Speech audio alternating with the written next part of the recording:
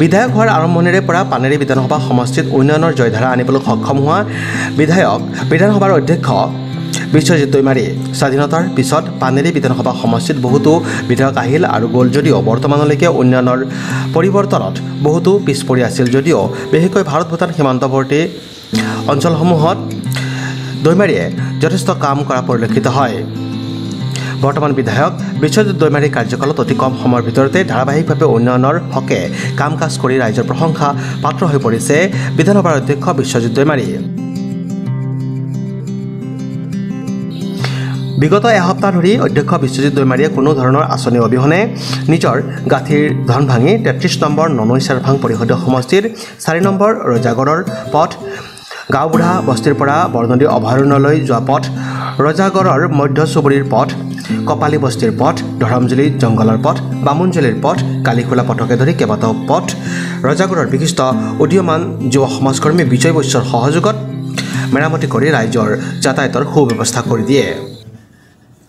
আমাৰ ননৈ চাৰভাং সমষ্টিৰ ৰজাগড় VCDCৰ বহুকেইটা ৰাস্তা বহু জৰাজীৰ্ণ অৱস্থাত হৈ আছিলে। স্কুলৰ ছাত্ৰ ছাত্ৰীসকল যোৱাৰ অৱস্থা পৰিৱেশ নাই। তাৰপিছত আমাৰ যিহেতু ইয়াৰ এই অঞ্চলৰ চাহ খেতিয়কৰ গাড়ীসমূহ নিবাৰ কোনো হেৰিয়া নাছিল, অৱস্থা বেয়া। সেইকাৰণে আমাৰ অসম বিধানসভাৰ অধ্যক্ষ ডাঙৰীয়াৰ আমি অৱগত কৰাত তেখেতে আজি আমাৰ এই অঞ্চলৰ বহুকেইটা ৰাস্তাত আজি মেৰামতি কৰি দিবলৈ আমাৰ এই অঞ্চলৰ সমাজকৰ্মী বিজয় বৈশ্য ডাঙৰীয়াক নিৰ্দেশ দিছিলে।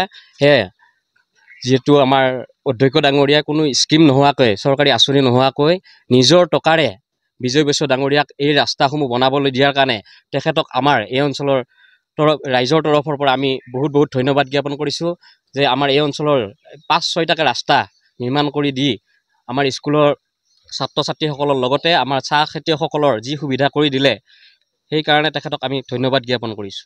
২ নং বৰঙাজুলি হাতীমাৰা চুবাটোত যিহেতুকে বিগত সময়ত বহুদিন ধৰি জৰাজীৰ্ণ অৱস্থা হৈ আছিল। স্কুলৰ ছাত্ৰ ছাত্ৰীসকলে স্কুলত যাব পৰা নাছিল, বোকা পানী খচি যাব লগা হৈছিল।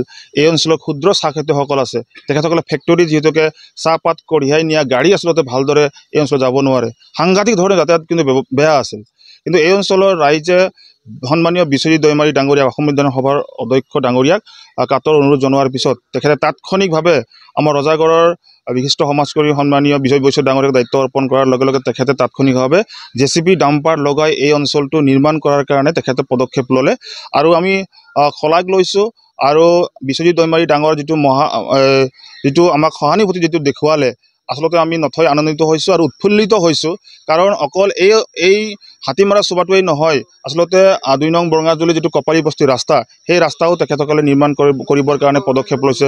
ৰাজাগড় VCDCৰ অন্তৰ্গত বিভিন্ন ভিতৰুৱা যিবিলাক চুবাবিলাক আছে, একেবাৰে যিবিলাক নেকি আমাৰ বৰনদী অভয়াৰণ্য আছে, এই বৰনদী অভয়াৰণ্যৰ গাতে লাগি থকা যিবিলাক নেকি চুবা আছে, গাঁও আছে, এই অঞ্চলবিলাকত কিন্তু চৰকাৰী আঁচনি আচলতে ঢুকি পোৱা নাই বা ৰাস্তাবিলাক নিৰ্মাণ কৰাৰ কাৰণে কোনো ধৰণৰ প্ৰজেক্ট আচলতে ঢুকি পোৱা নাই। কিন্তু আজি এই চুকে কোণে প্ৰৱেশ কৰি তেখেতসকলে দেখিলে যে ৰাস্তাবিলাক সাংঘাতিক ধৰণৰ বেয়া আৰু ৰাইজে বহুতবাৰ যিহেতুকে নিবেদন কৰিলে, কিন্তু বিগত সময়ত কোনো এগৰাকী বিধায়ক বা কোনো ধৰণৰ পাৰিষদে আচলতে কোনো ধৰণৰ কাম নকৰিলে, যাৰ ফলস্বৰূপে এই ৰাস্তাবিলাক আজি জৰাজীৰ্ণ অৱস্থা হৈ আছিল। গতিকে তাৎক্ষণিকভাৱে যিটো পদক্ষেপ ল'লে, আচলতে আমি ধন্যবাদ জ্ঞাপন কৰিছোঁ এই অঞ্চলৰ ৰাইজ হিচাপে আৰু ৰাইজৰ তৰফৰ পৰা ধন্যবাদ জ্ঞাপন কৰিছোঁ। আৰু আমি আশা ৰাখিছোঁ এই ৰাস্তা নিৰ্মাণৰ পিছতেই এই অঞ্চলৰ ৰাইজে অতি সুন্দৰকৈ যিকোনো ঠাইলৈ হয়তো যাবৰ কাৰণে সক্ষম হ'ব আৰু স্কুলৰ ছাত্ৰ ছাত্ৰীসকলে স্কুলত যাবৰ কাৰণে সুন্দৰ এটা পৰিৱেশ সৃষ্টি হ'ব বুলি আমি আশা ৰাখিছোঁ। Desk report, news express, Assam.